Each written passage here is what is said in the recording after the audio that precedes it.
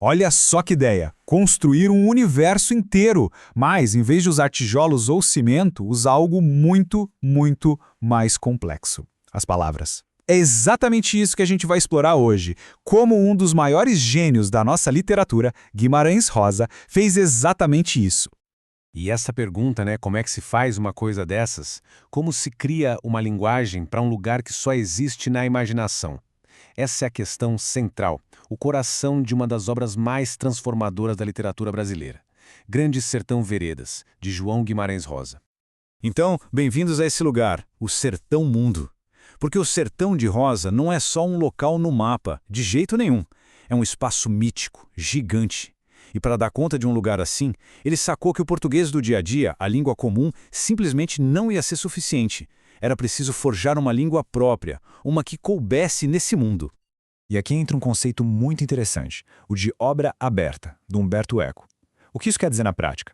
Quer dizer que o livro não tem uma única resposta, um significado fechado e pronto.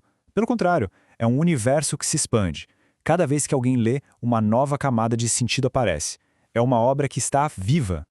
Mas olha, não dá para pensar que esse processo era aleatório, feito de qualquer jeito. De forma alguma. O Guimarães Rosa era um verdadeiro ourives das palavras. É essa imagem. Um artesão que escolhe cada palavrinha, lapida, encaixa com uma precisão quase cirúrgica. E o resultado? Uma joia literária. Ok, então qual era a planta baixa desse mundo? Qual era o projeto? Basicamente, era uma guerra declarada contra o lugar comum, contra o clichê. O Rosa simplesmente não aceitava usar uma linguagem batida, previsível. Para ele, cada frase tinha que ser um acontecimento, um ato de pura criação. E este exemplo aqui é simplesmente genial. Vamos comparar.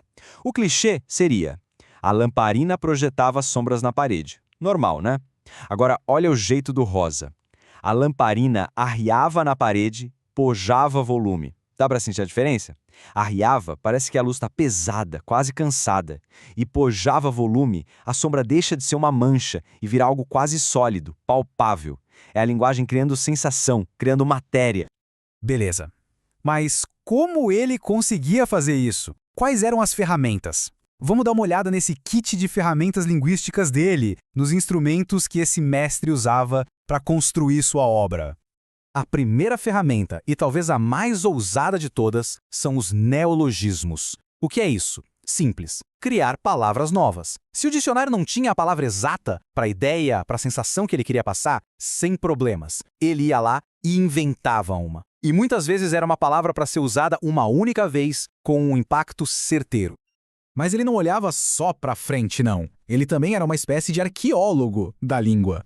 Mergulhava fundo no português mais antigo para resgatar palavras que já tinham sido esquecidas. Eram verdadeiros tesouros, o ouro puro da velha língua, que ganhavam um sopro de vida e um sentido completamente novo ali no meio do sertão. E olha que interessante, a busca pela palavra perfeita não tinha fronteiras. Ele não se limitava ao português. Ele ia buscar inspiração, som, significados em outras línguas. Pegava emprestado e adaptava palavras do inglês, do latim, do alemão. Era, de fato, um cidadão do mundo. Um cidadão do mundo das palavras. Agora vamos focar um pouco mais nos neologismos, porque é aqui, nessa oficina de criar palavras, que a gente vê a mágica acontecer bem de perto. Uma das técnicas que ele mais gostava era a aglutinação. Pensa num laboratório de química. Ele pegava duas palavras, às vezes até mais, e, pum, fundia as duas. O resultado era uma palavra nova, um composto linguístico com a soma dos significados das originais e, muitas vezes, com algo a mais. Vamos a um exemplo prático. Pega a palavra militante. Agora pega a palavra meretriz. O que acontece se a gente junta as duas? O resultado é militriz. Olha a força disso! Numa única palavra, ele condensa a imagem de uma mulher que é, ao mesmo tempo, uma combatente, uma lutadora e também alguém que está à margem da sociedade. É uma economia de palavras com uma potência gigantesca. Outra coisa que ele fazia o tempo todo e que é fascinante era pegar substantivos e transformar em verbos. Isso dá um dinamismo incrível para o texto. Por exemplo, ele pega a lua, que é um substantivo, e cria o verbo luava. A lua não está parada no céu, ela está agindo, ela está luando. Ou xunga, que é um pássaro. Os pássaros xungavam, o mundo dele está em constante movimento. E não podia faltar o som, né? Ele era o mestre das onomatopeias, aquelas palavras que imitam barulhos. Com isso, a leitura vira quase um filme. Dá para ouvir o sertão, o arrejajavava de uma metralhadora, o bilim-bilim de um sino, o chá-chá-chá de algo se arrastando no chão.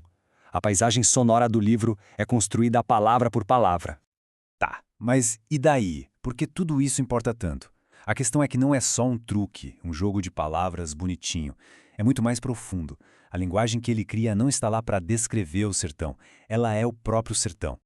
É exatamente isso. A linguagem e o mundo se tornam a mesma coisa. Ao inventar esse jeito de falar, de escrever, o Guimarães Rosa construiu uma realidade literária que tem a mesma forma, a mesma complexidade e o mesmo mistério do sertão que ele imaginou. Uma coisa é o espelho perfeito da outra. E talvez ninguém tenha resumido essa ambição de forma tão genial quanto o próprio Rosa. Olha só o que ele disse. Eu quero tudo. O mineiro, o brasileiro, o português, o latim, queria a língua que se falava antes de Babel. É uma busca por uma linguagem total, universal. Uma língua que pudesse dar conta de tudo. Isso tudo deixa a gente com uma pergunta no ar, uma pergunta um tanto vertiginosa. Se uma única pessoa foi capaz de reinventar uma língua para construir um universo do zero, então o que é que as palavras não podem construir? Qual é o limite do poder da linguagem? Fica aí a reflexão. Talvez simplesmente não haja limite.